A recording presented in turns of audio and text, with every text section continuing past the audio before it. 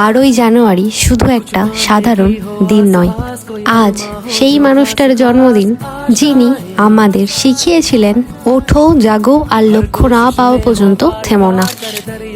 ঠান্ডার মধ্যে body painting করা, ইটস সো টাফ। এবার করব কালার। যাদের যাদের মনে হয় যে বডি পেন্টিং করা খুব খারাপ একটা জিনিস, প্লিজ তারা আমার ভিডিও স্কিপ করে যাও।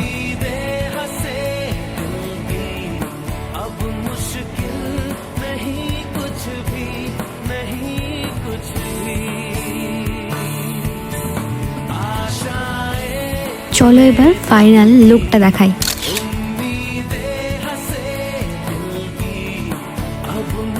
সব থেকে ডিফিকাল্ট পার্ট কোনটা বলবো?